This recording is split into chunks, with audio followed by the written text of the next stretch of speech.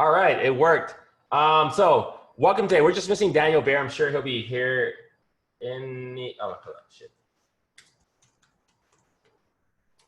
I'll send it in a little bit. Well, welcome everyone. Today we have an amazing panel. I think this is one of my favorite ones since I've done this. So running a team is really hard, and running a brokerage is probably way extra hard. And now here's a really selected pick of panelists that are doing both. Broker owners that are also team leaders running sub-teams inside the brokerages. So why don't you guys introduce yourself real quick?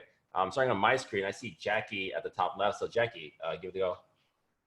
Hi everyone, I'm Jackie SOTO, broker and owner of eHomes in Chino, California.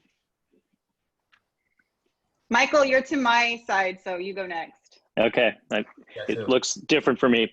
I'm Michael DREYFUS. I am one of the 3 owners of Golden Gate Sotheby's. We have 20 offices and 550 agents in 7 counties in the Bay Area. I sell, all of us sell, all 3 of our owners still sell. And my area is the Palo Alto, Atherton, Menlo Park area in our Silicon Valley office. Cool, thank you, Michael. ENRIQUE, you're up. What's up, guys? Enrique Medellin, PRG Real Estate. I'm in the Silicon Valley, broker and owner. So basically my brokerage is basically a small team with about 6 agents. Great. Brett, tell us about your company. Yeah, so I'm also in Brett Jennings here. Real Estate Experts is our brokerage. And I call it a Teamridge, as obviously we're going to talk about in this model. So I run a team of 3 for my personal production. And then we have 16 solo or individual agents on the brokerage side. And yeah, so we're here in lower Silicon Valley, San Jose area, servicing Los Gatos, Campbell, Saratoga. Awesome, thank you. And Elmer, give us some intro about you. So Elmer Morales, also with eHomes out of Chino, California. We have about 23 agents right now. So myself, still, yeah, in production. Jackie, somewhat in production. I'm kidding. And yeah, so we went from team to brokerage just recently in January. So fairly new to us, but we're super excited about it. Awesome. I know I didn't ask, and you guys might not want to brag, but it'd be great just talk about maybe your team production and your brokerage production. Wilson, why don't you share? Everybody, Yeah, I feel honored. This is Brett Jennings. My team with about 5 agents, we did 160 million in production. That was about 130 agents. When I opened the brokerage, I had a couple agents leave the team to go over to the brokerage side. So with 3 agents at the team, we're looking to do 100 transactions, 120 million. And then on the brokerage side, our goal, we're 20 agents. We want to get to about 30 agents by the end of the year and do about 400 deals for 500 million. Nice, very nice. Wilson. Yeah, I'll go. My name is Wilson here in the Upper Peninsula. Our team did 104 million. 110 transactions in 2019. And the Teamridge concept is new to me. I'm a partner with Side, similar to Brett. Our company is called Own Real Estate, OWN. And looking forward to learning from y'all, especially the broker owners here. So it's a different challenge. How many agents, Wilson? I currently have 8 agents, including myself. And they've been here. They're all -1 was, and myself, of course. So majority of them, 6 of 8, came new to the industry, had no previous experience. Great. Dan, you're up.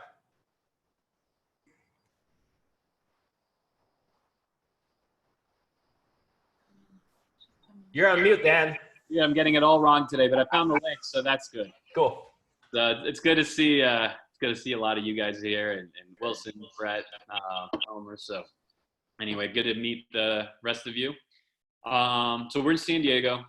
I run the beer home team, and we broker through EXP. The way we're structured is basically I run a traditional team sales business in San Diego. The Teamridge, right, piece of it, or the brokerage piece of it is on that end of the business, we've check right here, but we're right at or right under 1,700 agents, 38 states across, including Quebec and Ontario, or not including, I should say. So those are the 39th and 40th territories for us. Been running this model for just over 2 years, and it's been great. My day-to-day focus is essentially on leading the beer home team in San Diego in sales production. I'm mainly just the business leader on the team. The production goes through the agents that are there, and then providing also leadership, training, consulting, mentorship, and so on to those other folks across the country that I just mentioned. Dan, real quick, how many agents on the beer home team? Beer home team, Brett, has right at about, like, let's call it 22-ish, 23 agents, depends on the day. We could say about 15 of those seasoned and, in the system, and the rest of the balance of that kind of on the newer side and proving themselves, and, some will, some won't, right? And then how many units will the beer home team did last year? Last year we did right at, I believe it was 280 units. It was 211 million in production, I believe was the number. This will be our third consecutive year over 200 million in production, and our sixth consecutive year over 100 million. Awesome, congrats. Thanks. Awesome. So I'm Kenny. I'm the host here.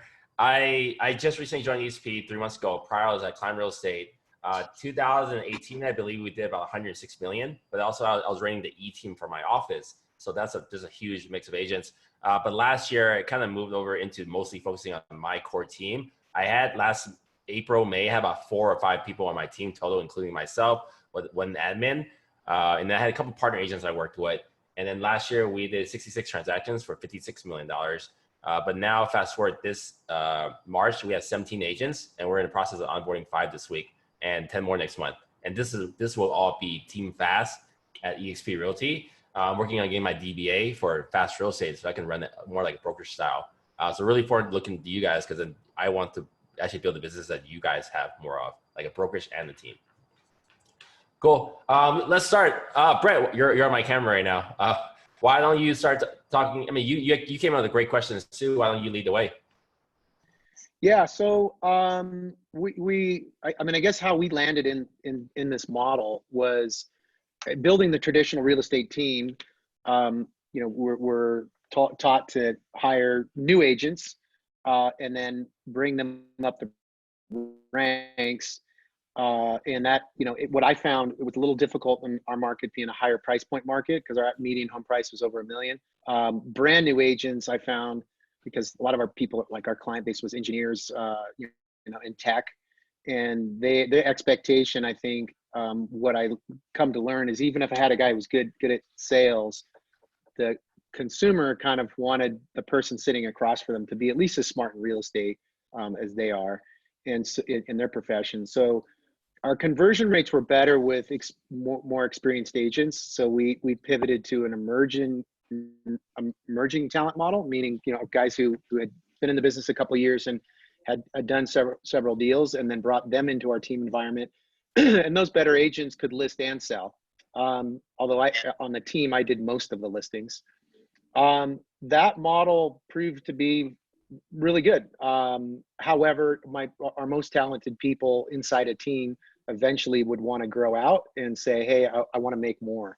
And so before I was running my group at a Keller Williams franchise, that guy or gal would simply roll out to the market center, and I'd go from making $100,000 a year on them to making $1,000 a year on them on profit share.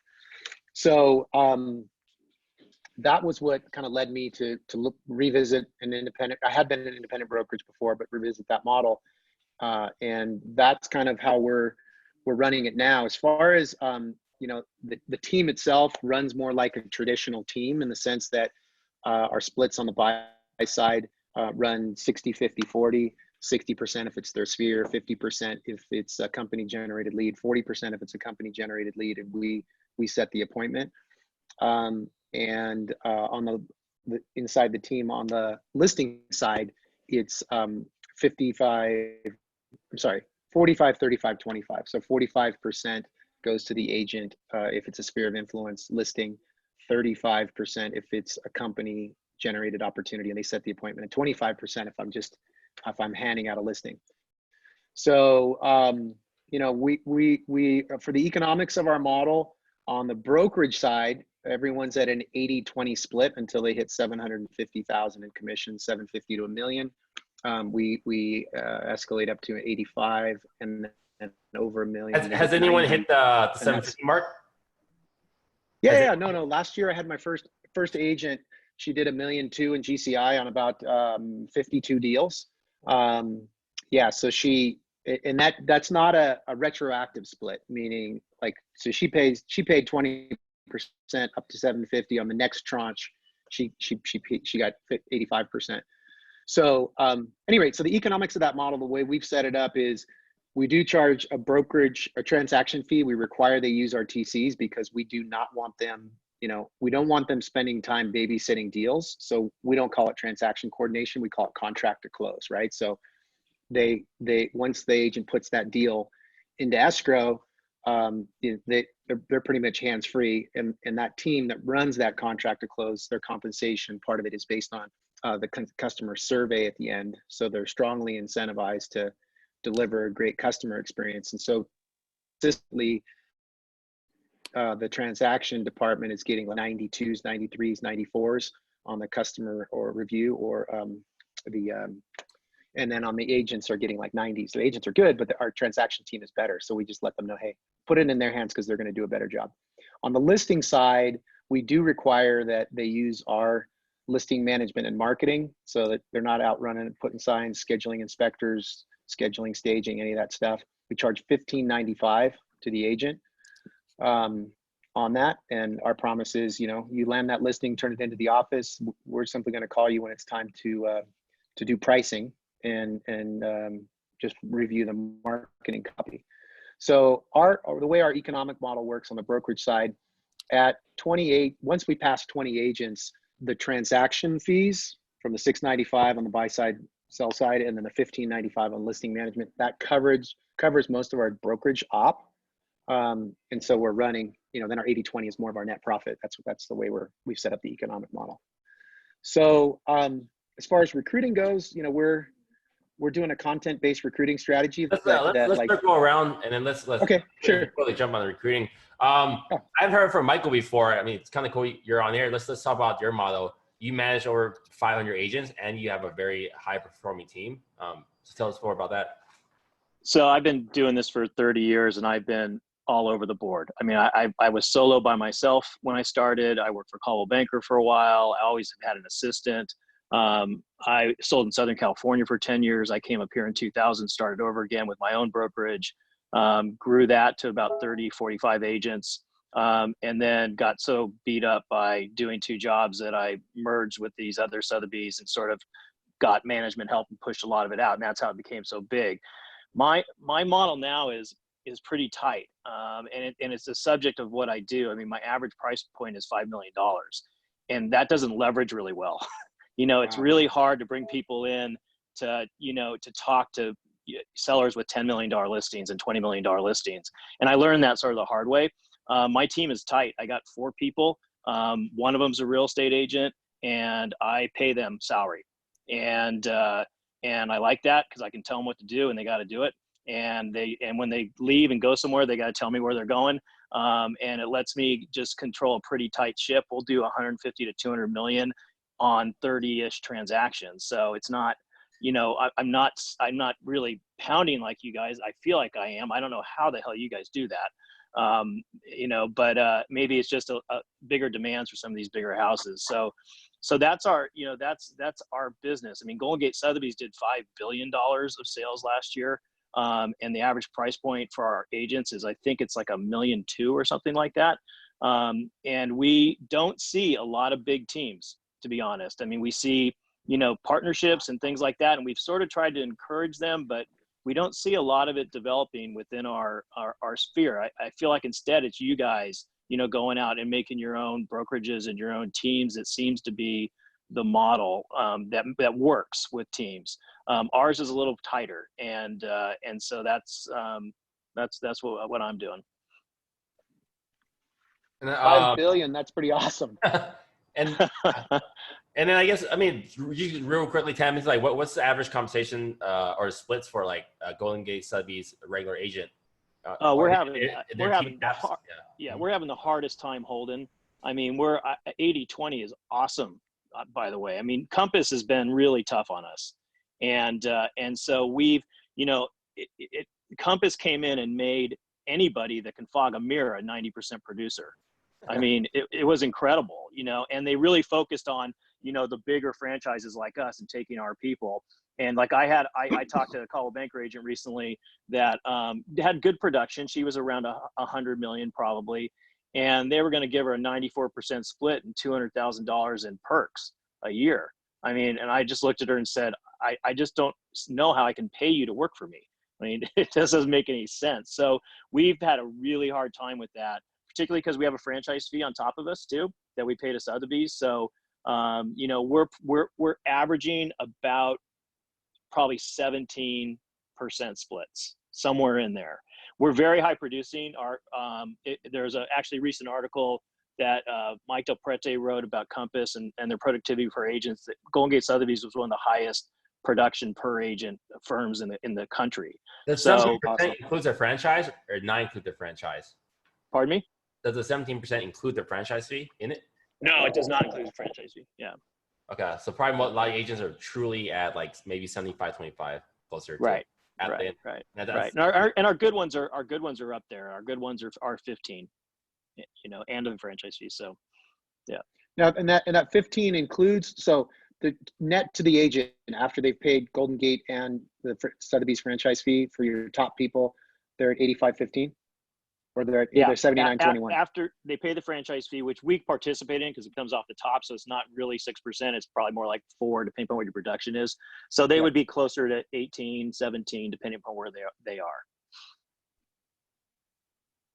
Cool. Thanks for sharing that. Let's swing to how about Dan? What's your model like with the Bear Home team?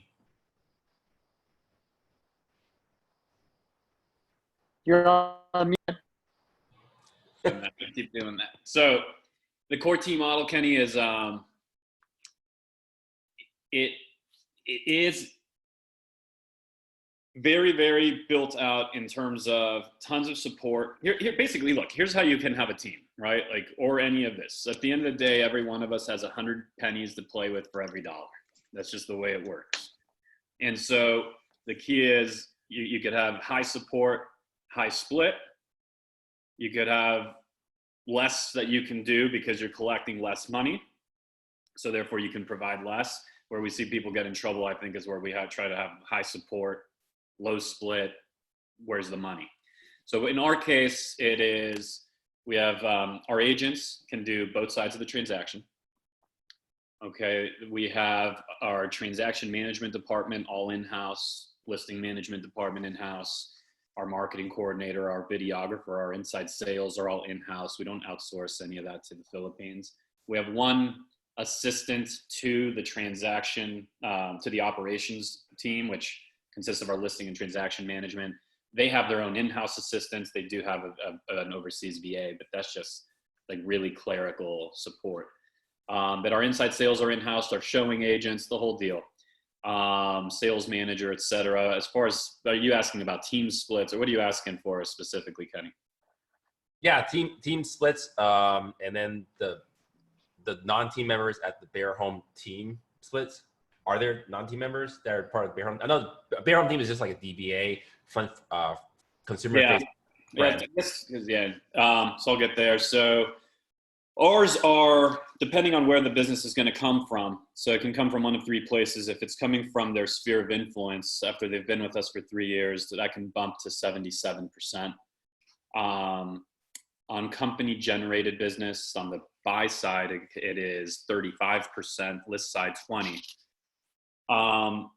There are a couple of sources where there's a small bump on that without getting too complex into it, right? But then basically like open house would be a source, for example, where there's an additional 10 on the purchase side. The list side stays the same way. Our splits are definitely among the most aggressive. Anytime someone comes and talks to us, we just let them know that immediately. Hey, there's 75 other places you could go with better splits than this. If you're chasing split, then this is going to be the completely wrong place. Having said that, if you're wanting to, right, and then we get into a conversation about if they were wanting to build the right net and so on. And it's very real, because here's what we've found. We now actually have a third part of the business, which is the independent agent arm of our business. So what we're finding is there's agents that are doing, let's call it 10 million a year, 15, 20, right in that pocket, right? It's a tough pocket. And climbing out of that is painful, because you've got a lot to do. You're extremely busy. You're deep in production. You're trying to hire assistants or some kind of support structure. You've not taken the time to study how to really do that well, because what you're really doing is you're in production. You're going on, 2 appointments a day. You're selling houses. And so you start hiring somebody, you hire wrong, you have the wrong compensation structure. They leave you, you blame the rest of the world. Hey, oh gosh, I can't, people are so unloyal. People are this, people are that. You get mad at them. You don't realize that you're just going through the really deep growing pains that, I know I don't know everybody here so well. I know, Brett, you've been through those pains. You've experienced all that. And thank God we made it to the other side, but man, there's a lot of dead bodies along the way. So what we're finding now, Kenny, is we have $10 to $20 million producers that say, you know what, I can go find business. Why don't I just use the entire support system of the Beer Home team to run everything, all those things that I just went through, all those pain points, to just solve all of that. I'll find business. I don't ever need a lead. I don't ever need any of that. I'll go get my own business. In fact, I might want to grow my own brand. I might want my own for sale signs and my own stuff, right? Because the Beer Home team core, it's the Beer Home team's brand, signs, name, everything. We are all building one thing. But these other agents, we're allowing them to, hey, go build your business. We'll just be the operations. So you be the front of the house, we'll be the back of the house. And then we do that on an 80-20 split basis. And it's this simple. I open up my P&L and I show them, hey, all the support side, I'm spending 40% of the Beer Home team's gross commission income. I'm spending 40% to build this thing out. By the way, I also pay for it up front every month, whether there's a sale or not. So I'm taking on a tremendous amount of risk, a multi-6-figure a month risk. Well, that's not entirely accurate, because multi-6-figure is our overhead, but that's including other things, right? Like marketing and so on. But a 6-figure risk for the operation side. You can have it not for the 40% I pay, you can have it for 20. And you don't even have to pay up front. You can pay on the come when you sell. So that's become really attractive for people. And so it's an interesting thing, because we're using our brokers platform at EXP to, first of all, crush real estate as the Beer Home team, but to essentially build our own brokerage, never carry liability, never carry, all of those things that come with brokering. I don't get a call from whoever comes down from the state to audit it, none of that. Building helping these independent agents build their own brands, all in San Diego, and at the same time, the national expansion. So those are actually the 3 sides of the business. I hope that made some degree of sense. Yeah, I'm actually on Dan's expansion team too. that makes sense, Dan. It's very, very similar to the model I'm running. It's just our brokerage, and probably similar to what Wilson, as he'll share here. The only difference in how you described it is you're using EXP as the brokerage channel on the back end, and we're using this other platform called Side. But similar, where I'm leveraging all the support and infrastructure that I use for my team at an 80-20 split to independent agents. So, well, we were thinking at one point, for a good long while, we're like, we have this great operations team. I mean, agents rave about because we always survey the other agent on the transaction. How was the experience of working with us? They love the experience of working with the operations team, right? They're really, really good. And so we were thinking, well, how do we turn that into a profit center? And we were just kind of thinking of it in a smaller way. Like, do we just charge people like $500 to use them? We're trying to figure that out forever. Didn't spend ever too much time on it. But then we realized that what I just described would be a path that would solve a pain point for a lot of people that are stuck in that, you know, it's like known as the messy middle, right? So that's it. That's us. Yeah, no, let's go with Wilson. I know Wilson is a really strong operator and business runner. He has really interesting splits dialed down to the T for every little thing he offers. So Wilson, why don't you share what you guys are up to? And like talk a little bit about your history too of where you were at prior to where you're at now. I think that's really interesting. Can you guys hear me? Perfect. Yeah. I just changed my Bluetooth. So I'm not too strong on a brokerage side yet, just because it's still quite new to me. What we have been doing is we've been running a very close-knit team of 8 agents who have all been with me at the beginning of their career, minus one person who went solo for his first year and decided to join us. How we've decided to split is everyone has a maximum opportunity of 50% on the team. We differentiate between a team source lead and also an agent/sphere source lead. And my job is for every one deal that they bring to the table, I should match them with a low-hanging fruit deal as well. Additionally, obviously we provide support, so it's not just a deal for a deal kind of mentality where the only benefit is leads. The other thing that we do that encourages collaboration is we have our splitting of the 50% broken down by activity. So for example, if I delegate a lead and it's sourced by the team and the agent has a maximum opportunity of 50%, that 50% on a buyer is broken down by 20% sourcing, 10% appointment setting and going, 10% showings, and 10% negotiations. So if they are keeping up with our lead gen standards, I'll give the full 50. If they go on vacation, they handle the appointment, they get that 10%, and whoever shows the property gets that 10%. So that way it's very clear. And if there's 2 agents involved, they can make that deciding factor on who makes what percentage of the 50% based on their activities. And that way, if there's a person that's really good at showings or there's a person really good at booking appointments, they could differentiate and focus on what they're good at. On the listing side, it's also 50%. I realize that 50% is quite high compared to models such as Brett and some other agents in our area. What I did find is it gives me a little bit more time back to focus on certain things, such as we last year started building a property management side, which is led by someone else who I'm partnered with. And also my first assistant started a transaction management company, which I'm partnered with as well, but it does not take my time other than the leadership and leveraging our sales team for obviously growing those businesses. And we're working on some other small businesses that are ancillary to our sales business.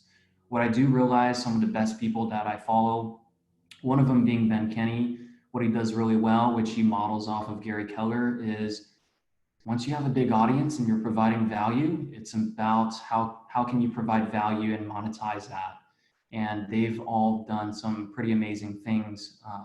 And my job is to continue to grow 2 audiences. One is going to be, of course, clientele, and the second is going to be potentially small business owners, aka agents, lenders, etc.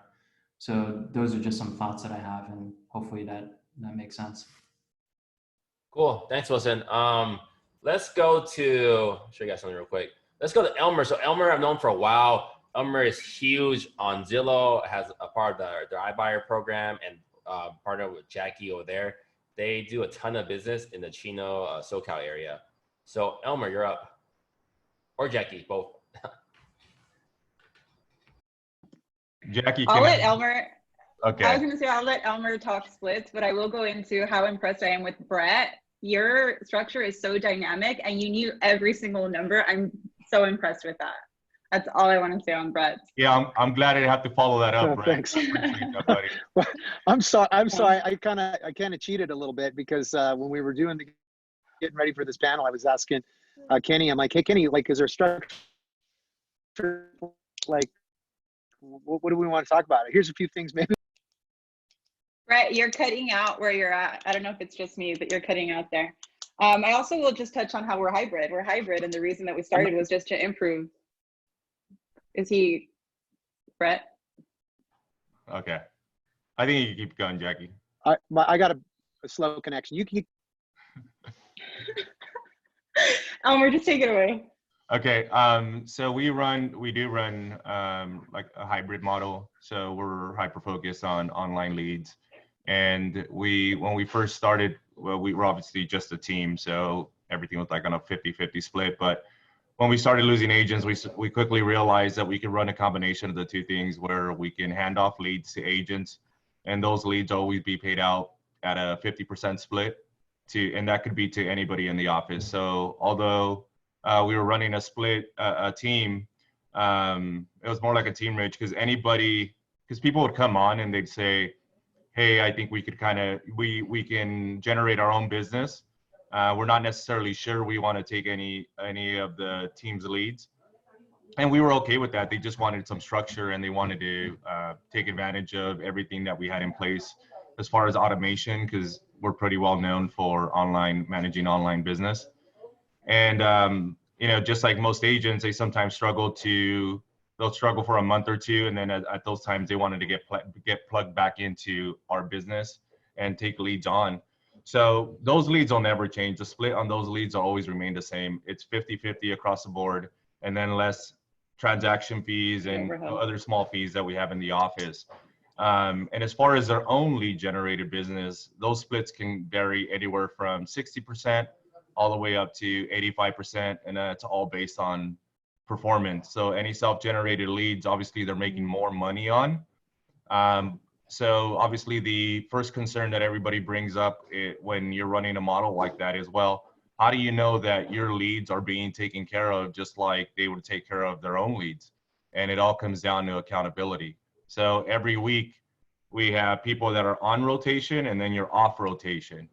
And the way you stay on rotation is you maintain your database just like we ask you to, and you do everything that we ask of you week in, week out. If we're able to sustain that, then you're on rotation, you're able to take leads from us, and those are leads either from Zillow, Open Door, Referral Exchange, anything that we're doing to lead generate, then you're able to take those leads on. And again, it's a 50-50 split on listings and buyers. So it's pretty generous, I think, compared to, what some other teams may be running.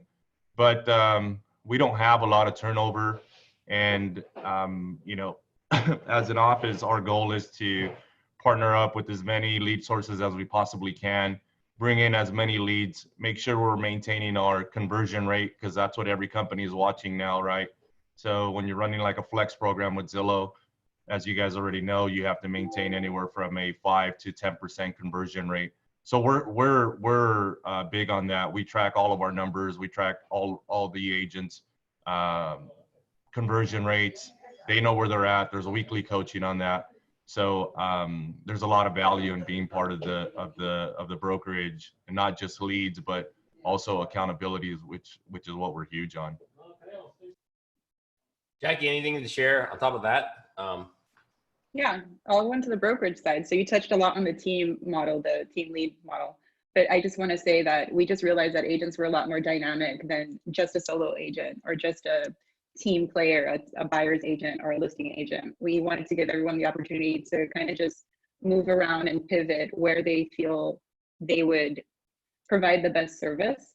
So growing their brand, they can also do that with eHomes as a brokerage. Now that we went brokerage, because when we were a team, it was just like the eHomes team, right? Now that we're a brokerage, we wanted to provide that for agents too. You can grow your brand within eHomes. Also ancillary services, you touched on that. So we also have higher overhead and support staff because we have more ancillary services, because we want to be able to control more of the transaction. We realize that if we're able to provide a higher service for the agents, then the agents can then provide a higher service for the clients. So. Awesome, thanks. Let's go to Enrique. What's up, guys? So what's the makeup of your team again? How many team members and how many brokerage PRG members, or what does that look like? Yeah, so mine's still kind of new, going back into the brokerage side. Since I got in the business in 2003, I've done mortgages to then transition to real estate. I became a broker officially in 2013. And then I kind of took a few steps back and just kind of started a team. So I've always been a broker, but just kind of ran my business as a team model. Just kind of set up the foundation once I got into traditional real estate. So in 2019, we did 72 transactions for around 60 million with about 3 agents. I got about 3 newer agents now that are kind of in training. We have a full-time ISA that helps with our online leads, and we have a team admin, and then we have some contract people for the TC side and for some of our marketing stuff. So we also have a mortgage arm. So my business partner kind of runs the mortgage side, and then we also have an investment side. We buy and flip homes and also do some buy and hold stuff. So our ISA kind of overlaps. She's setting appointments for both sides of the business, depending on where the deal comes from. And as far as splits for the team, they're ranging anywhere from 30 to 50% on listings, depending on the source. And on the buyer side, similar to Brett's, it's like 40 to 60%, depending on the source as well. I just kind of started transitioning to going back to having a brokerage side. So I recruited a couple new agents that are hanging their license with us just on the brokerage side, who are going to be like between a 70 and 80% split. So for me, it's kind of a new thing now, adding that brokerage arm back into the business. So I strategically left, was a brokerage and branded myself as a brokerage. So it's still PRG real estate, because I knew at some point I would want that flexibility to have a brokerage model and not just a team. Basically, I kind of knew in the back of my mind there would be some team members who would want to jump over to a brokerage model. So that's kind of where I'm at right now. Who else is the brokerage here? You guys are all brokerage? Yes. Okay.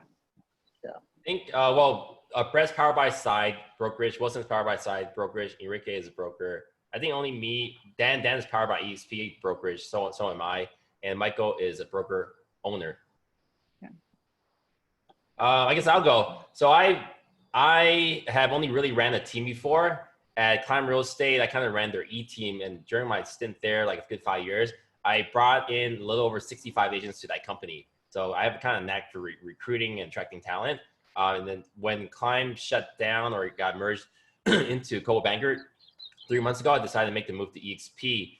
And then in my time here, I brought on about 8 agents to my team. But now this week, we're bringing on 2 agents. We signed on 2 agents this week that will be part more of the brokerage model. So the brokerage model is different from my team, but there's a lot of overlap. I only consider them a team, or we're calling ourselves Team Fast, if they are doing deals with me.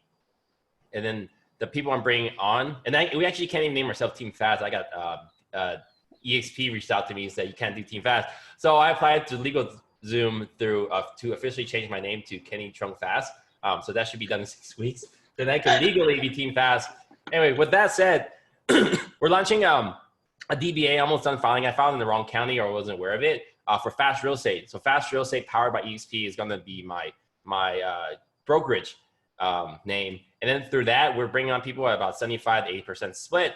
And that's really cool, because people now can come and get our tools, all of our marketing, the support, the culture, which I think everyone really, really wants right now. And then split-wise, for my team, every agent on my team starts at a 50% split. And when they hit $4 million in increments of $2 million, from 4, 6, 8, 10, 12, 14, their split goes from 50% to 75%. They'll cap out there. And then on the listing side, it's 75% to me, 25% to them, if it's my generated leads. So last year, from the 66 deals we did last year, I generated 60 of those deals. So I bring in 90% of the business on my team. And then on the listings that my team brings in is 60-40 split. They get 60, I get 40. And then the combined sales volume from all the listings and buyer side will help agents scale up. So for me, like, a little different from what I think like Wilson or Brett was originally doing, was diving deep in the market. I like going wide and having a lot of my stuff is like systems and tech to scale. So I like to get more agents, and by next month we'll probably have 30 official team members and maybe like 5 brokerage members. But I actually want the broker side to scale up faster, because then it's less hands-on for me. I do have a full-time director operations, my executive assistant, that handles the day-to-day with the contracts, the mentorship, and the things like that, while I more like advanced skill building and systems and tech. So a little bit, kind of like a lot of what you guys are doing. And I'm also with EXP. So like with Dan, I'm one of Dan's expansion team members. That's been a really good thing too, because I'm talking to like 30 agents right now all across the US that are interested in joining what I have to offer and what EXP has to offer. So let's segue into recruiting. Anyone, maybe Elmer, how are you recruiting agents, onboarding process, interview process, and stuff like that? Thanks, Ken. You picked a guy that's just getting started with his onboarding process. So it's funny we talk about that because it's that's been our focus for the last 2 months. When we partnered up with Zillow, they asked that we start recruiting a lot more heavily. And I think for the team, it had all been organically. So people would just reach out via post and via Instagram post, and they'd want to know what was going on. And you sit down, you interview, and then they join. So we started getting a little bit more aggressive, knowing that we had a lot more to offer here. So with eHomes, I think, and I talk to Jackie about this all the time. And one thing we take pride in, because we locally, we have a lot of offices that are offering 100% splits. Like one of the fastest growing offices here is offering 100% splits. And that's awesome. I mean, everybody has their own business model. So we wanted to steer away from that. We wanted the give value with the broker. Yeah, give value with the brokerage a little bit more. And again, not knocking what anybody's doing, of course, it's just different avenues. So we said, okay, what can we do differently? So the one thing that we do well at eHomes is we generate business, we generate leads. And the one thing I think that we're able to offer the agents, and we can guarantee, like, hey, if you do things as we ask you to, I can guarantee you a paycheck almost every month for the next 12 months. Like, you don't have to worry about income, just do as we say, and you're gonna get a paycheck. You don't have to go out and generate a lead. You don't have to do any of that. So now that we understood somewhat of our value proposition, like what we had to offer, where do we shine, what do we do well, it's really, really easy to go out and recruit these agents. And again, we just started focusing on this the last 4 to 6 weeks. We've been able to bring on 3 agents, and really good quality agents too. It's not just people that are coming in just to fill a seat. Like one of the agents we just brought on, Michelle, came from another brokerage. It was 100% brokerage, hadn't closed anything, I think, in like three months. And I hope she doesn't get mad for calling her name out.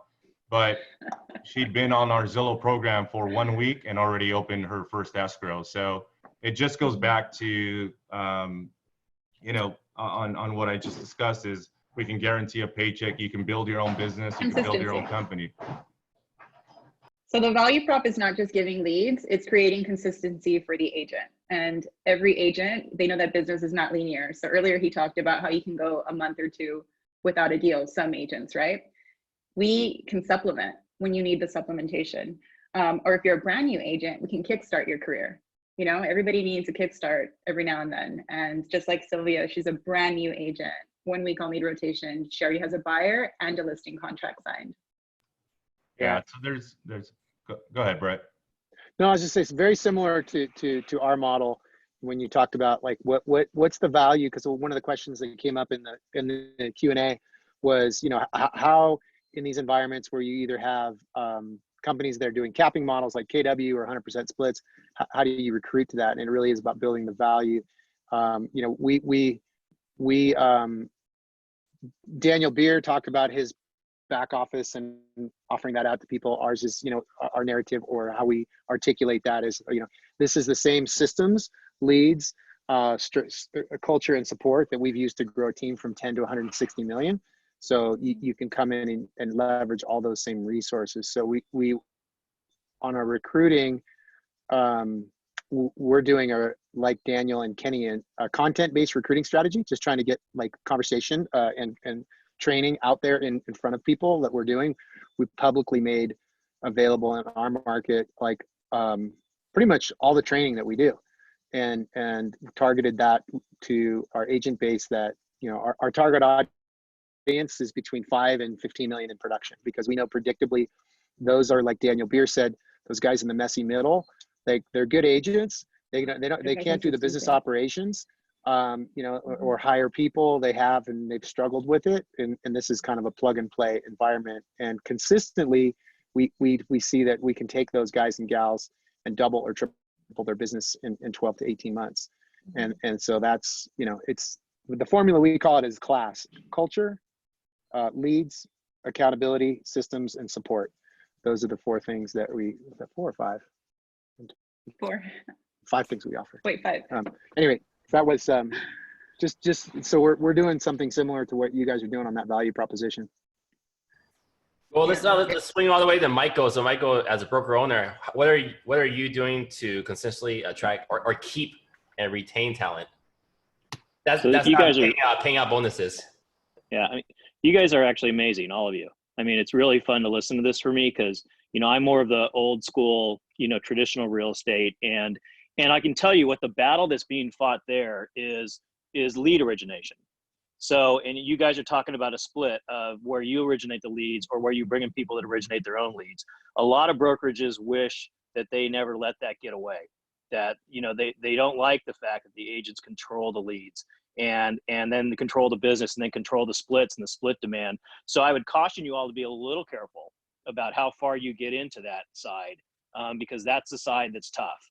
The side that's awesome is when you're generating those leads. And Brett, your comments on the messy middle is just spot on too, because those are the people that have trouble hiring assistants and have trouble moving forward, and you can service them and they will see a value proposition. When you get the agents to start doing it themselves and get enough to hire their own assistants and things like that, then it sort of breaks down. And in my business, what makes it difficult for us is our high price point means that people can do 2 deals and make a lot of money and not need a lot of that support because they're not doing the volume of transactions that you guys are doing. So that's what's really different. Our retention has been really, really focused on culture and the concept of relationships and how you nurture those relationships and providing avenues for our agents to look smart and contact their people and really be an advisor. We're kind of elevating, you know, the real estate beyond the transaction into a real estate consultant. And I mean, this goes as far as with Sotheby's, you know, I tell my clients anywhere you are in the world, I can help you. And that's actually true. If they see a house in Hawaii, I can do that. And, you know, I made a couple $100,000 in just referrals last year. By moving people around, and those referrals are tight. I'm working for that. Like I still consult with that client. They want to call me. I'm sure you guys have all gotten calls from some friend or somebody somewhere who says, "Hey, I know you don't know anything about, you know, San Diego, but can I talk to you for 5 minutes about, you know, what I'm looking for a house down here?" And so we're monetizing those and turning those into referrals. And that's a big sticky point for our agents as well. Once you start to branch out on your reach and what you can do, and then monetize that, that's a big deal. Dan, how are you going about recruiting and retaining? And then I just remember you had one of your top buyers agent in the Be Different mastermind. You have an agent doing like 60-something transactions on the buy side every year, right? Yeah. Yeah. Oh, it's purchase and list side and buy side. Recruiting. So I guess just focusing on the core team, recruiting is all done basically in 2 different ways. It's all of our existing team members attracting people in, people that they've done transactions with, that they get into conversations with, that they would, or they'll just recommend them. They'll tell our sales manager, "Hey, just did this transaction with so-and-so, like, you know, I got to know a little bit about them. I think you should make a phone call and grab a coffee." So it's really just kind of that type of attraction. But the other key thing is, and I just said, we have a sales manager, right? And so we call him the head of agent growth. His job is to grow the size of the team, but also to grow the people already in the team. So it's all of the support and attention and love and counseling and all of the things that go into just really understanding where everybody is at on an individual basis so that he can meet them there and give them whatever guidance that they're looking for, because everyone's going to be different, to team guided trainings. But then also certainly part of his job is simply to go out and find people. To be frank, I don't know what he does or how he does it. I don't know, because it's also not my business. My business is to establish, here's what our growth plan looks like, and do you want to sign on to that? And then when he says yes, which he said yes, then now he just goes ahead and makes that happen, right? So his job is to execute it. I mean, I know a little bit about what he does. He's a guy that picks up the phone, he makes phone calls, he's developed relationships over the course of years. He was the assistant team leader at the biggest KW market center in all of Southern California. From a production standpoint. Well, and to be clear, because all of Southern California could mean two different things, the Southern California region as defined by KW is what I'm talking about. So that's the way we bring people to the team, and it's been fun watching more and more happen through the agents attracting them in. And why do they want to do that? I think a lot of people might think, well, why are they attracting in their competition? It's going to take their leads and so on. One is that our core values are the exact opposite of that mindset, right? So, and we recite them on a daily basis. They're up on our wall. They're very present.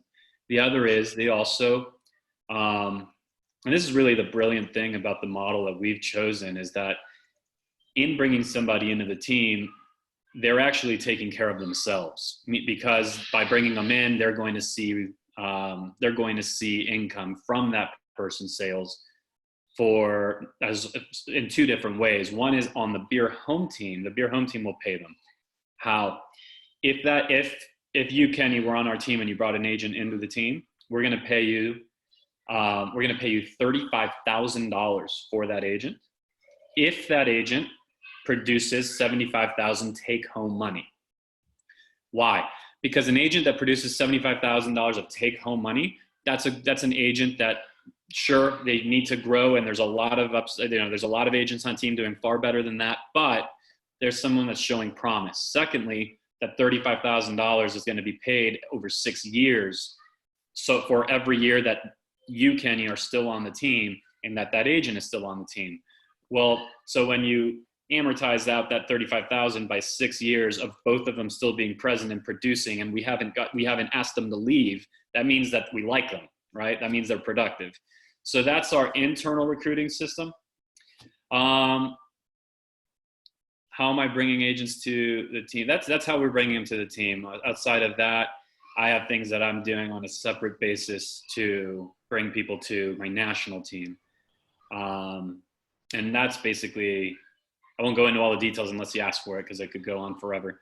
But that's basically a split of time between supporting those already in the group with people they're bringing. And that's a good amount of my time. Like I just came off a call a moment ago for one of my partners in Texas who was bringing somebody in West Virginia. So part of it's just supporting the people already in. Part of it is supporting or just having my own conversations. Quickly on retention. And I'll pause it. I'll go deeper because I feel like I'm going long. But if you want me to get into the detail on this, I'm happy to. We've built a levels system. So for the amount of homes that agents are selling on a rolling 6 months basis on the team, they graduate from level 1 to level 2, level 3. So we have a wall of, what level everyone's at, and they start to receive essentially the equivalent of a benefits package, right? They start receiving self-development budgets, car allowances. They start to receive car allowances, it's a higher level. Maid services, meal prep, wardrobe allowance, vacation allowance. They start to receive all of these things as they scale the level system, and they love it. It's not like SoftBank. I know they're giving like WAG and dog walking services if you're a WeWork employee and all that. Who's doing that? Sorry? I think SoftBank was doing that with like WeWork because they also own WAG, walking. I think they were trying to leverage. I mean, we eventually hire an assistant that we participate in with them financially. We my credit card in their Uber, so that all their Ubers are on the house. Wow. And it all makes sense as revenue comes in as those levels scale. So it's a very tight-knit, integrated, complex, and creative solution. I mean, I haven't heard any of that stuff before. Well, you know what? We have a great benefits package for all our W-2s. Our W-2s have life insurance and disability, and they have health, of course, and they have dental, I believe. I'm pretty sure. They also have a 401k profit share plan. And the agents they don't, and traditionally never do. And it's, you know, it can be very much validated that they don't, because you know what, they have a ton of upside that, right? So they're signing up for a floor of 0 income and a ton of upside. Having said that, we wanted to provide, and this was a pure retention play, we wanted to provide a benefits package that would also provide them the leverage, the hours in their day and life back, a lifestyle, and the ability to go fast. That does 2 things. One is it makes them happy, makes them more productive, it makes them bring in more income, it makes everybody more money. The other thing that it does is that, quite frankly, it's very, very difficult to operate on such a support-heavy platform like ours, with all of these benefits that are provided. I mean, country club memberships, there's all kinds of things in there. So it's very difficult to live with that, with the assistant we're paying for, with all of the support we provide, all of it, and then leave, and then all of a sudden find yourself on your own trying to like figure out follow-up boss or something. Like that's a hard transition for anybody. So it becomes sticky. Awesome. Kenny, I got a question. So I just have some thoughts as a lot of us growing that brokerage side is, how do we stay true to hiring people who are producers, or keeping, you know, recruiting people to the brokerage that are actually producers, right? Because a lot of the bigger brokerages sometimes get the bad rap that there's a lot of agents doing nothing, right? So as we start to transition into this hybrid brokerage model, what's to stop any one of us from just recruiting people just to recruit them? Because even if they do a couple deals a year, you know, and you're still making a 20% override on them or whatever it might be. I just want to know kind of some of your guys' thoughts on that, and how do we stay true to that? You can't do that, first of all, on a team model, because you'll destroy the team. So I'm talking about the brokerage model. On the brokerage side, well, there's different. I think that brokerages struggle with that mightily. Look, the proof of it, are we all in California? Yeah. Yeah. So the proof of that is, show me a brokerage that's pulling more than like a 5% margin, right? Like a brokerage. It's not out there. Most of them are running 0, and then the ancillary services hopefully make it up. So the proof of it is that it just doesn't actually work. The only exception I've found is honestly what I'm doing, because in my model, that person literally costs me, right? If there's someone that does 2 deals a year and they're in Iowa, it doesn't cost me minutes of my day. It doesn't cost me dollars. It costs me 0. So that's that model is running a limited service model. You can have like we have to diversify what we offer to the agents. You can have a limited service flat fee just for that type of agent, but they're not going to get all the bells and whistles that your agent would get. The danger, though, I think, honestly, Jack, is that correct. The danger is that now, let's imagine I'm just a guy in the market and you're recruiting me to join you, and I'm kind of interested. The danger is I come and visit those people we just talked about. You have to keep them out of sight, in my opinion, because I'm not going to want to come and hang out otherwise, right? So and that's where you get the limited service. There's expectations set far in advance, so they understand. And the question becomes like, what's the risk reward ratio to that? Like in Daniel Beer's model in EXP, he's technically and truly not the broker, right? So he doesn't have to worry about, one, the liability associated with that, any of the dumb questions that come up from those unexperienced or uneducated or uninformed agents, you know. So it's interesting to consider. I mean, I think, you know, if you're gonna create more of a true brokerage where you actually have a physical presence and people are going to be visiting that office, it does come down to a question of culture. I know in our environment, you know, my top producer, who I helped bring in $1.3 million in GCI last year, she's not very tolerant, like of people who aren't putting in the hustle. She's like, what are we doing? Like some of these people who've come in, if they're not making it happen, like, what are you guys going to do? So, you know, for us, it's about, it's interesting because in a team, you're managing usually the standards where you have to meet these certain activities. You have to do these certain things or you're out.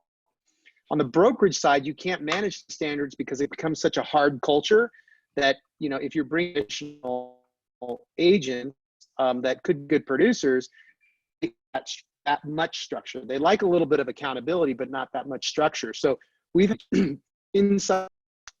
Can you guys still hear me? Can you still hear me? Can you still hear me? Video just cutting in and out. Yeah, I'll jump in a little bit in the meantime, anyway, because I was just saying we were trying to. Okay. All right. So, Brett, along with what you're talking about, it's very true. When you get off, this is why I pay my people on my team, by the way. I found that to be not only cost efficient for me, as long as I can sleep at night and think I'm going to keep producing, but also the control aspect of it. And when you start to go into the brokerage side and you're hiring it's a real true independent contractor. You can't make them do things. You can't make them live to the standards that you do for your team. It's really difficult to do that. And that's where the culture comes back in. You have to make sure that you have, a culture of who you're going to hire. The old call banker model was basically hire anybody that can breathe. They'll sell 2 houses to their aunt and then lay off the bottom 10 and go over again. Okay. And I think that's done. I don't think that's going to happen anymore. Because you have to, the impact that people are putting on your business when they come in is greater than it's ever been. And so if you don't hire a culture with those people and make sure they understand work ethic and how to do things and what's going to be done and enforce that, if they get off, they're gone. Okay. That's the new brokerage. And that's the tough part, is that you have to enforce conduct with culture, because you cannot enforce it with rules. I'll touch on compliance. So you talked about liability, Brett. If you have a compliance team and you have your checklist in order and they're not getting paid until that file is clear, you can enforce that. Yes, you can, and protect yourself as a broker. For sure. I wanted to touch, I listen to all you guys and my brain's always going with all these different ideas that you guys throw out there. And, I think about the business that we're building and something that Michael touched on earlier about like lead control. So we know, like, the top producing agents, we've all been there. Like, we know what our struggles are going to be. So I think, as leaders, I think we can kind of coach everybody onto how to grow your business. And you can retain all those folks by plugging in all the pieces with your staff, right? And getting them to kind of follow the path that we took. And I think that's how retention will kind of, and I think Enrique touched on this earlier. How do you retain, how do you keep those bigger producing agents tied to your brokerage when they're not taking leads from you? So how do you keep those guys? Well, culture is a big part. Having all the pieces in place, right? Like the CRMs, the listing coordinators, the, like Brett said earlier, open and close manager. I think that's what it was. So you have all those pieces in place where they don't have to worry about, managing, having to do payroll, all that other stuff. Bring enough value to the brokerage and being part of the brokerage, and you'll be able to keep those people. But so that's 10% of the business. So that's 10% of the realtors out there. We got to focus on the other 90. A large portion of those don't even put their license to use. So we want to focus in the middle part, like Brett was talking about. And those people go through cycles, right? So at eHomes, what we try to do was, and it goes back to being able to guarantee a paycheck. Like, we know that agents struggle with lead gen, right? Like, they go through a cycle of, yeah, we had a great month, and then they go 2 months without being able to generate every business. So if we're able to bring in leads, like Michael was talking about, you bring in leads, and you make them follow a certain guideline to be able to convert those leads, then you're teaching these guys habits and the right structure to be able to sustain a good business. So although they might only be on lead rotation, 8 of the 12 months, well, during those 8 months, they were doing everything they should be doing to be able to manage a proper real estate business. So I think that's the beauty of the, kind of the system that we're running here, and that we're trying to grow, is really coaching agents into properly running a proper business and business model. And the truth of the matter is, those people that are top producers, they're the ones that need the most accountability, and they enjoy it, and they know that they need it. Yep. Well, Wilson, I know Wilson has like YouTube videos on how to become an agent, and he has like recruiting videos, like very organized, but he has a very tight knit team. So Wilson, why don't you talk about like, how do you recruit and how do you pick who gets to work with you? Who gets to work with you? I love how you said that. He has a very, very high volume team with only 8 agents. I'm on opposite. I'll talk after this, but I had 30. I'll have 50 by the end of the year, but it's way different. That's the mentality that we need, is who gets to work with us to maintain the standard. Yeah. Wilson, before you start, where would I go to find like the videos and stuff you have posted, like just on YouTube channel? It's on my YouTube channel. Just search my name on YouTube. You'll find it. Okay. Yeah. So regarding the videos, we started that this year. I've been on this Gary V hype content strategy for. He has his own full-time videographer. So we hired a full-time videographer. That's one of our 5 staff members. So you can check out some of the content we've been creating, which the most recent one is agent interviews that we haven't uploaded yet, that we recorded during shelter with 6 feet of distance with our own team members in person. So look out for that. Regarding how we're recruiting, it's been pretty organic. It's, word of mouth. I think at the end of the day, when you do quality work in the area you serve, people walk in your open houses, they tour it, they like your work. I'm a pretty hard person to get a hold of. If there's people that are trying to write an offer on my listing, I usually have my listing manager take care of that because I don't want to get bogged down with agent calls. So most of what I do is I spend time thinking about growing the business. A lot of that is lead gen, and also a lot of that is helping my agents accomplish their goals. So it's something that I believe should be discussed in a higher frequency, especially on a team side, where on a weekly basis, they meet with either myself or my DOO to talk about their goals and their numbers. And to be honest, I am a pusher. Like if you're working with me, it's gonna be pretty challenging because I push myself a lot and I hold myself accountable. And I always am pretty tough on myself. And I tend to do that with some of my team members too. And the phrasing that comes out of my mouth is not so much, I need you to do it for me, but I need you to show up for your team members, and I need you to show up for you and your family, because you sign up to be on a team for a reason. Otherwise, you could be at any brokerage making a higher split. If you're not going to be here to challenge yourself, then this is probably not the right place for you. So I believe most of our team members on the team appreciate that and appreciate the fact that if they were accountable to themselves, they probably would accomplish a lot less. Or if they were somewhere else without the accountability, they probably would accomplish less. Not that, automatically because I push them that they are going to accomplish more, but I do believe that, like you guys had just mentioned, top producers, they want to be challenged, they want to be accountable. And sometimes they lack direction, which all of us are going to a place we haven't gone before. And hopefully a lot of times they see you as, let's say, their broker owner or the team lead.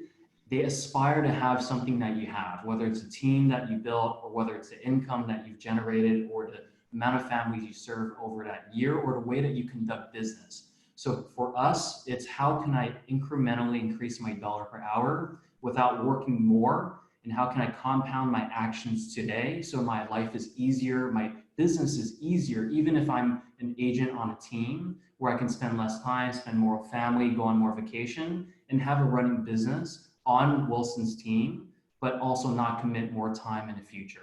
If there wasn't a way to make our lives easier for our future, then what's the point of working so hard right now? So a lot of our team structure is to help them accomplish more as they spend less time, but also it takes more upfront hard work. Great, thanks for sharing that, Wilson. Michael has a run soon, so let's maybe get some last remarks from Michael, and I'll go to me, and then we'll do a final last remarks. Michael. Thanks for letting me be on this. It's really fun. I'll say one thing to all you guys is that what I hear that is really good from every single one of you is that you understand your value proposition and you're holding the line on it. And the reason that you're doing well and you exist is because the bigger brokerages haven't done that. They're losing their value proposition. They got into what commission splits were all about. And, it's something I'm working furiously to try to get back into our company and doing it through culture and professionalism. And, I give talks to the agents that this is a craft and you have to treat it that way. And you guys are all doing that and you're doing it very eloquently. You all seem to understand exactly what your proposition is. And as Wilson was just saying, or whoever just said, do you get to work for me? You keep that attitude and you're going to be in really good shape. I think that's what I really enjoyed hearing from all you guys. And thanks for letting me be part of this. Cool. Great. Thank you, Michael. Yeah, thanks for joining in, Michael. Thanks, Michael. I think Mike, that's you hit it right on the button. Like brokers need to get some value, put some value back in their business. It seems like a lot of us, or a lot of them, have, you know, given up, and they're trying to make up for it in other ways by, you know, adding different pieces to their business, but it shouldn't be that way.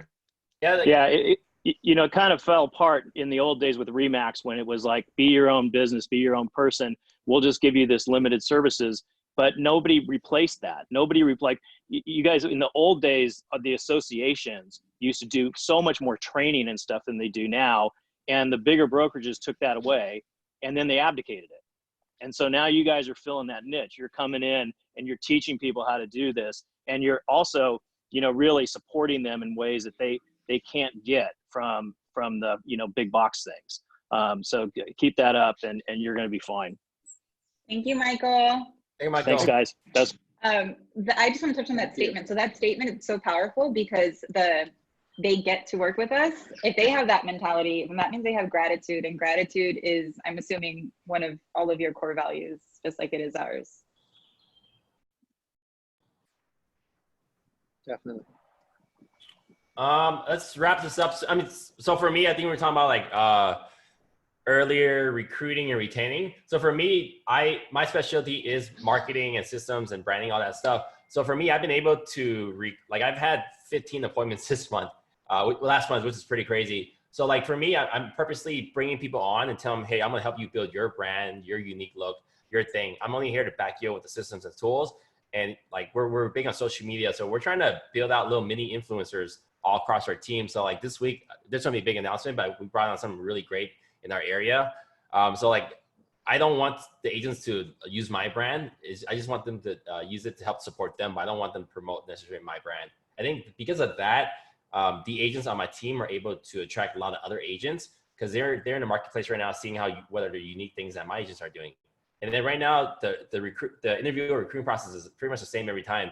We'll meet in person, we'll meet in Zoom now, and after that, depending on how it goes, it usually goes pretty well. Then we will give them a list of all of our team members. Here's their phone numbers, and here's their social media, Instagram handles. Go reach out to them and talk to them one-on-one and see what the value add and what their experience is with us. And so far, so good. We've recruited like 9 out of every 10 interviews we've had, and this is really just gotten started.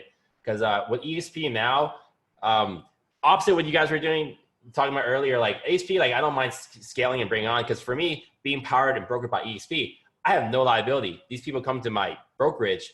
All they do is pay $85 a month to hang their license at the company. If they do well, great. If they don't do well, there's no effect on my business unless they're taking in my resources.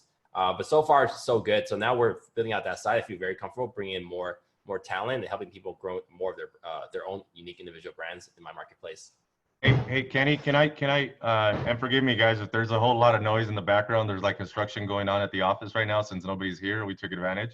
But I wanted to ask you, Kenny, and maybe everybody else can kind of chime in on this. So you just finished off with the statement that says, so, you know, I can bring an agent on, and if they're good, they're good. If they're not, they're not. Are you afraid that that'll kind of take the value?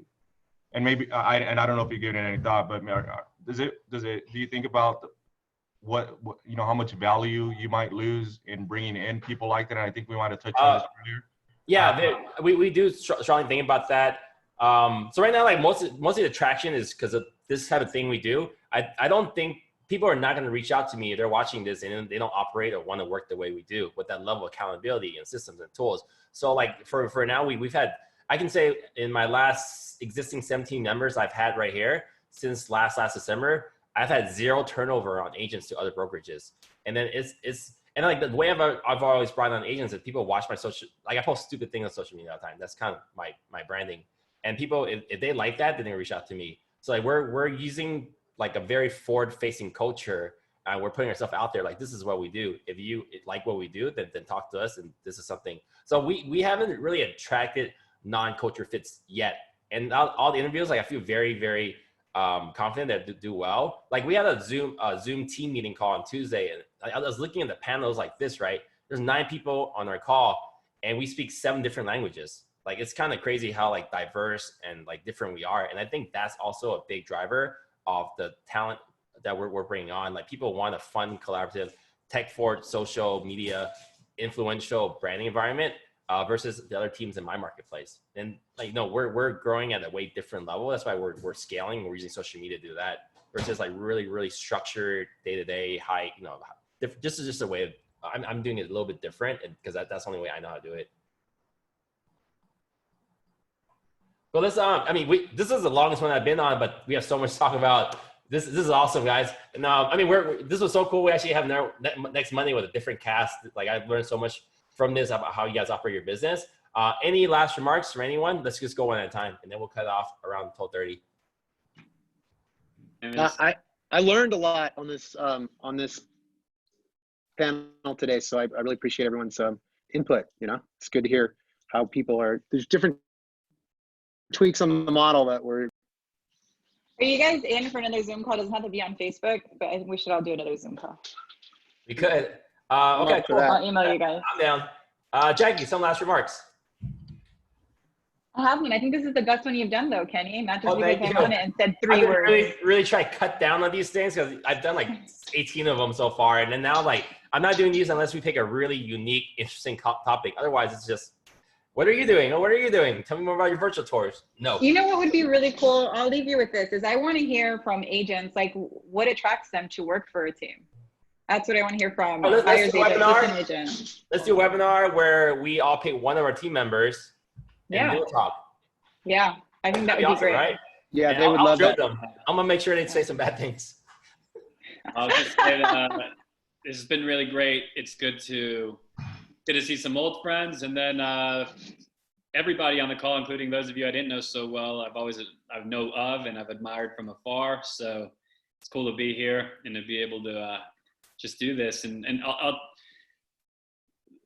don't overlook how much and how starved the agents are all across the country, certainly in our home markets, for leadership right now, and more so than ever. Well said, Dan. And so it's your opportunity to give them all that support, all of the leadership, all of the forward thinking, all the things that their brokers aren't doing for them. So it's the opportunity is actually to just act like their broker, be their broker, don't broker their deals, but otherwise give them the training and the support and the leadership that they're starved for right now, because a lot of people have their head in the sand, are frozen, don't know what to do, are retreating into themselves. And so there's a big opportunity right now to do that. One day you said last month, that really stuck with me. It was through text. It was like, people have a lot of time to think right now. There's options out there that would never considered. And I think now is the time that people are really reflect. I mean, it's like we're like almost 50 days shelter in place, right? People are really reflecting on what it is their broker, their company, their sales manager, team leaders are offering them. And now they're looking around just because they have time to browse around. And then they're watching stuff like this. And then now before they didn't even realize what they didn't have, but now they're looking they're more open to look for team leaders that might be a better fit for what they're looking for. By the way, I have one last question though. How the hell do you all have haircuts? I don't. Like, I'm rocking this thing. I do, dude. I do not, bro. My hair is over my ears right now. My girlfriend got my hair. I did not just get a haircut this morning from a secret place. I did not. My wife cut my hair. So. Dead end. Kenny, I bought one of those and I didn't put the right clipper on it, and it cut a little too short. Jeez, man, you all look so good. Look at me. I'm like, fuck. Well, hey, I wanted to say something real quick, Kenny. Yeah. I just wanted to give props to everyone on here, guys. All you guys, I see you guys, follow you guys. You guys all inspire me greatly. I think to be a leader and do what we do takes a lot. It's the path less chosen. We've all gotten on this path for a reason, something within us that is driving us to do something bigger and better. It's easy for any of us to just hang up our leadership hat and go out there and just sell homes on our own. We've all done that before. We all probably have the ability to do that. But, doing this and doing what we're doing, guys, it takes a different type of person to do it. So you guys all keep doing it. It inspires me. I'm watching you guys. So I just want to give props to everyone. You know what's crazy? Like, look how happy we are, right? Like, I was watching, I was in the Be Different Mastermind. Elizabeth, though, was talking about her mega team, and and her quote she had, I posted on Instagram, was like, leaders can't lead in fear. And I think right now, as leaders, we're at I have 12 listings on the market right now, which is a lot even for myself, which is like, people in the marketplace are looking for leaders. And, it actually, everyone's watching what you guys are doing right now. So you guys need to put on a good show for people, or be on a webinar so it actually is a show. It's the Kenny show. Oh, It's Kenny show. Any last remarks, Wilson? Yeah, talking about, you know, how we lead in attrition and retention, something that I was on a call with Ben Kenny yesterday, and he was sharing how Jack Welch, who grew from GE from 81 to 2001, $200 billion in value, he would fire the bottom 10% and promote the top 20%. And he would do Winning, that. right? The book Winning? Yeah. Awesome book. I read it last year. I'm sure there's more details on that. And he talks about how we grade students and kids in the school system, and we don't do that in work, and it's so ambiguous and it's not clear.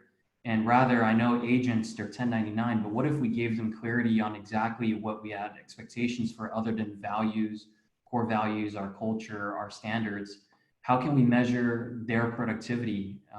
And of course, give them a way to measure their daily wins and their weekly wins, and let them know what's the minimum standard. And otherwise, this is just the rules. It's nothing personal. And firing the bottom 10%, I guess it's a conversation that needs to be had, and how it would be implemented and how we would promote. But just some interesting ideas from a guy that led a corporate business to, you know, a lot of success. Awesome. Thank you, Wilson. How about Brett? Any last remarks? No, I mean, I think to echo what Enrique said, I just, he kind of hit the nail on the head. It's like, we chose a different path here because we're not satisfied with just kind of serving ourselves. We feel a call to do something bigger and greater. And it's definitely not easy. And I'm grateful for, I'm grateful for the relationships with all you guys that we get to see on Facebook, or I see, you know, like Elmer, I see at the Zillow events or wherever it is. And I take away stuff from all you guys. So I just appreciation is my closing remark. I just appreciate you guys. And then I'd like to say, and this is more for your 2.3 million Facebook followers that you have, Kenny.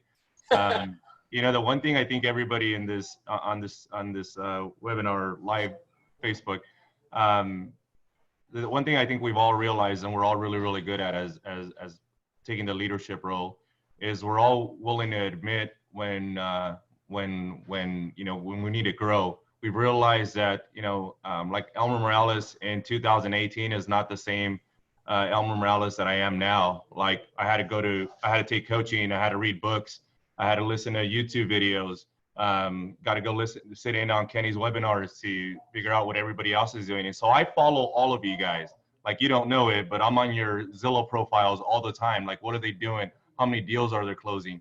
You know, and we're all competitive. I know everybody in this room are super competitive, or else we wouldn't be in here. But we're all ready and willing to share whatever it is that we're doing to help each other grow and help all those around us grow. So I think that's what's really, you know, helped this group be where it's at now. And I think that's how we're going to get to the next level, is that we all realize in order to get better and become better is we have to make ourselves better as individuals.